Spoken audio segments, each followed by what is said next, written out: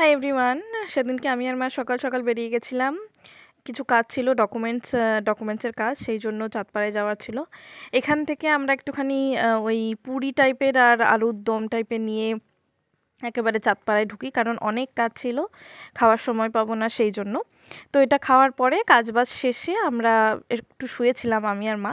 তারপর উঠে একটুখানি চা খেয়েছি।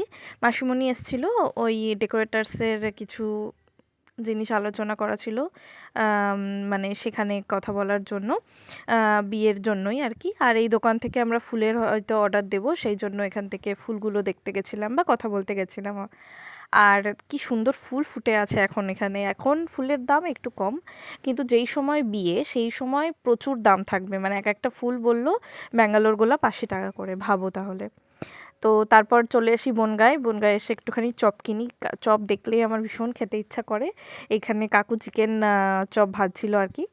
আর বাড়ি এসে আমি এখান থেকে আলুর চপ আর একটা ধনেপাতার চপ নিয়ে নিয়েছি খাওয়ার জন্য। আমার ভীষণ ভালো লাগে চপ খেতে, সেই জন্য।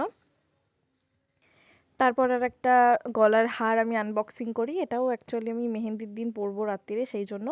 এটা এটা ফ্লিপকার্ট থেকে অর্ডার করেছিলাম আমি। সন্ধেবেলায় আবার একটুখানি চা খেয়ে আমি তো অফিস করতে বসেই গেছি তার আগে। আর রাতে ডিনারে ছিল রুটি আর ঘুগনি। ব্যাস এইভাবে আজকের দিনটা কাটলো। Thank you for watching.